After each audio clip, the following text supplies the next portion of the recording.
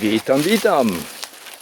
Witam bardzo serdecznie wszystkich oglądających. Zobaczcie, co ja tutaj znalazłem.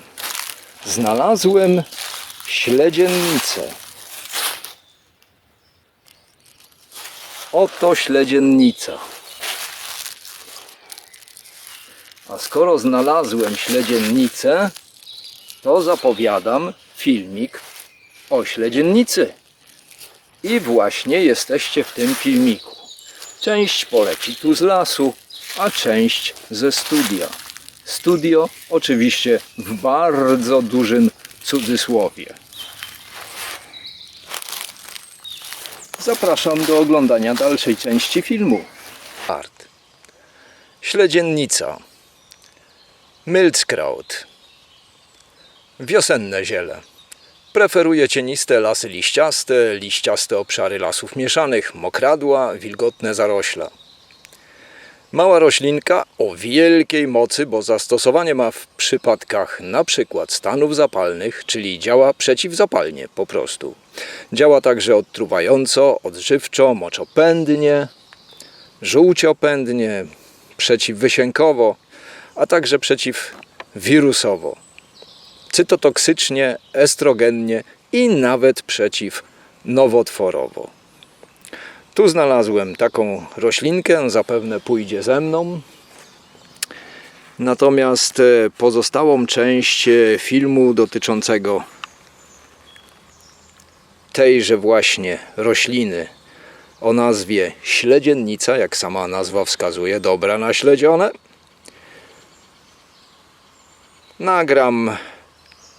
Nagram coś w rodzaju narracji po prostu, bo jeszcze mam sporo do zebrania. Muszę się pośpieszyć, więc oglądajcie dalej z narracją. Miłego!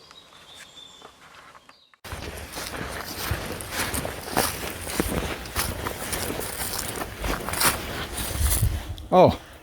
Śledziennica. Dziś będzie o śledziennicy.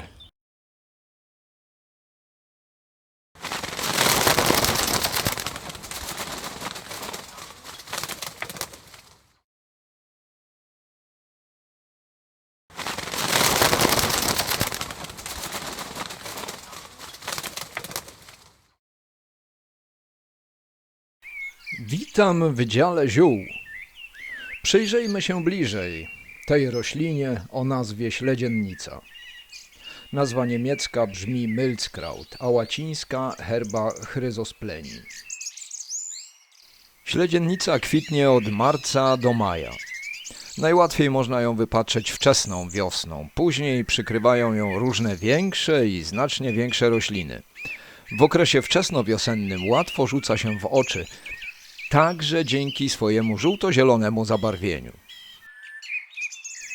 Ja nie będę opowiadał o wyglądzie rośliny, o kształcie liści, o ich wzajemnym położeniu i tym podobnych elementach botanicznych. Po prostu przyjrzyjcie się roślinie.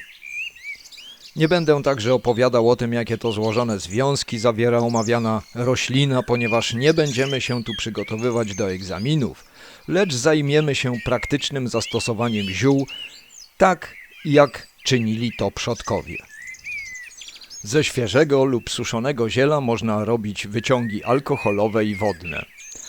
I tak na przykład na napar z suchego, rozdrobnionego ziela potrzebujemy 1-2 łyżki ziela, które zalewamy 250-300 ml wrzącej wody. Po 30 minutach napar jest gotowy.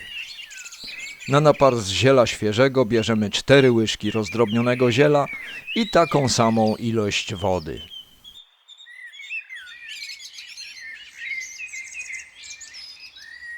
Śledziennica posiada wiele interesujących właściwości zdrowotnych. Większość z nich znana jest z tradycyjnej medycyny ludowej, ale niektóre z nich zostały także potwierdzone badaniami naukowymi.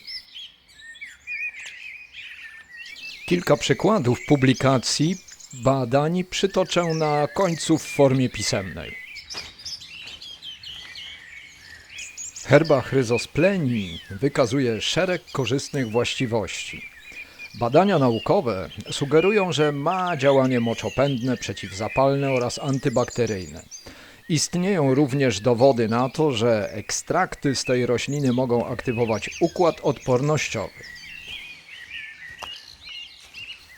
Potwierdzono więc już naukowo to, co medycyna ludowa wiedziała od dawna.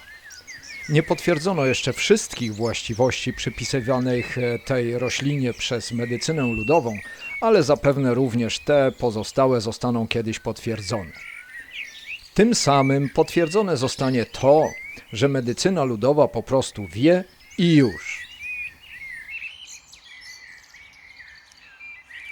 A przekazy z medycyny ludowej wspominają także o właściwościach żółciopędnych, odtruwających, przeciwwysiękowych, odżywczych, przeciwnowotworowych, cytotoksycznych, antywirusowych oraz estrogennych. Chryzosplenozydy zawarte w śledziennicy są podobno korzystne dla zdrowia, zwłaszcza w walce z infekcjami wirusowymi i nowotworami. Wyciągi z ziela śledziennicy, szczególnie te przygotowane na bazie wina czerwonego, wytrawnego, mają wpływ na zmniejszenie obrzęku i stanu zapalnego różnych narządów, takich jak jajniki, jądra, macica, jajowody oraz prostata. Zaleca się stosowanie herba chryzospleni, czyli ziela śledziennicy, przy chorobach śledziony, stanach zapalnych wątroby, chorobach nowotworowych nawet, infekcjach wirusowych, zakażeniach układu moczowego, przeroście gruczołu krokowego oraz w kuracjach odtruwających i odżywczych realizowanych za pomocą ziół. Należy jednak pamiętać, że zawsze warto skonsultować się z lekarzem przed rozpoczęciem stosowania jakichkolwiek nowych ziół w celach leczniczych. To tyle ode mnie w tym przekazie o śledziennicy. Mam nadzieję, że ten krótki przegląd dostarczył Wam ciekawych informacji na temat herba chryzospleni. Teraz jeszcze kilka przykładów publikacji badań na temat tej rośliny i propozycja wykonania wyciągu winnego. Dziękuję za oglądanie i do zobaczenia następnym razem.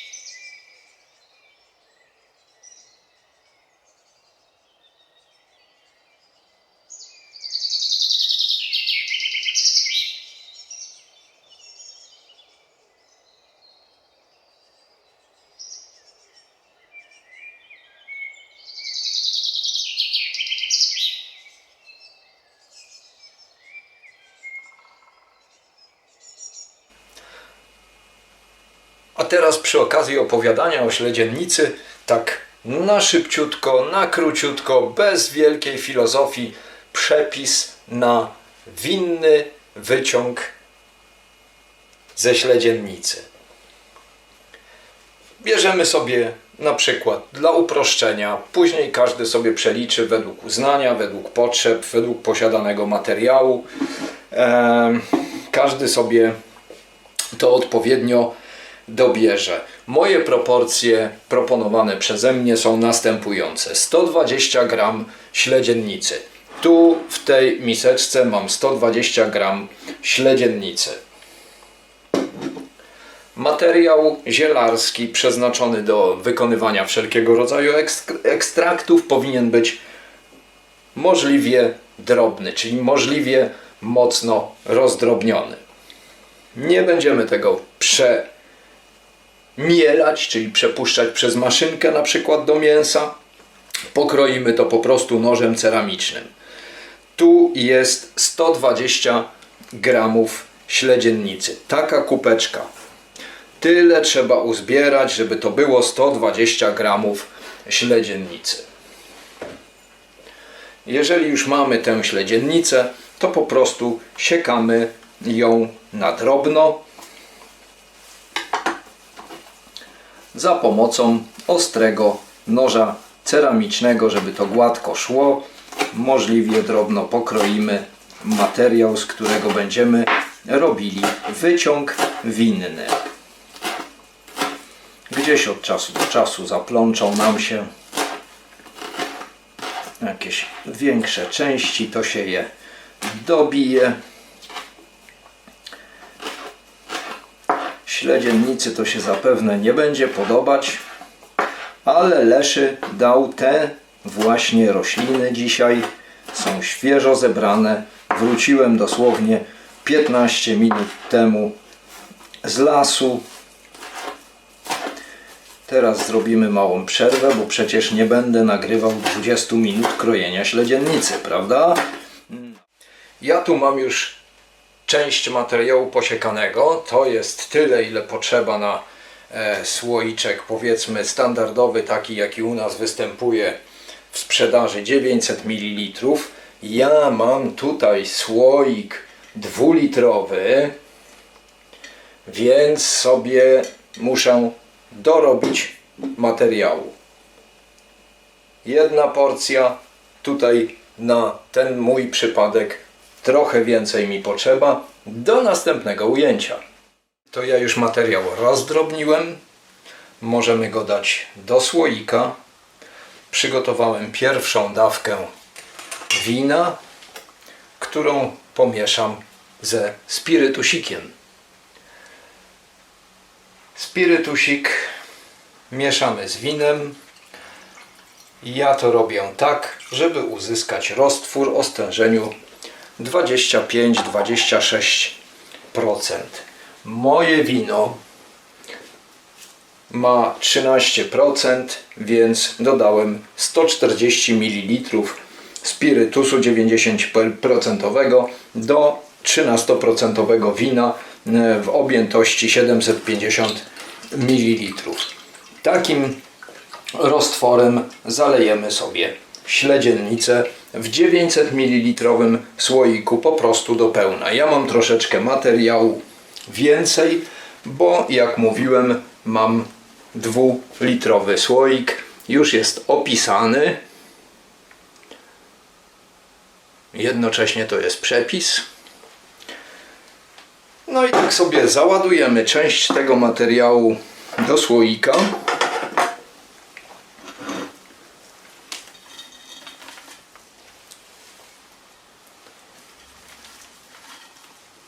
Ja to później posprzątam. Kijaszek, ponieważ u mnie będzie to miało ciąg dalszy ze względu na to, że mam jeszcze trochę tego materiału do przetworzenia. I jak już sobie nasypiemy ten rozdrobniony materiał do przygotowanego słoja, to zalejemy go winem z dodatkiem spirytusu. I w ten sposób mamy zanurzoną śledziennicę w roztworze alkoholowym o mocy około 26%. Ja sobie będę kontynuował. Dla Was to na razie wszystko. Dziękuję za uwagę. Ach nie, przepraszam.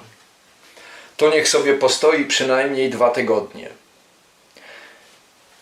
Ja zostawiam to, dopóki nie jest koniecznie potrzebne. Czyli często znacznie dłużej. Zdarza się tak, że to trwa i pół roku, może sobie potrwać właściwie ile chce. W takim 25-6% alkoholu. Wtedy, kiedy jest potrzebne, przecedzamy, przelewamy przez sito ze szmatką, dobrze wyciskamy zioła, resztę filtrujemy. Ja przez pierwsze 2 tygodnie, przez tydzień mieszam praktycznie codziennie. Ponieważ u mnie stoi to dłużej, to później to mieszanie właściwie niczego nie zmienia. powolutku będzie się to trawiło. I tym razem co do przepisu to już wszystko. Dziękuję za uwagę.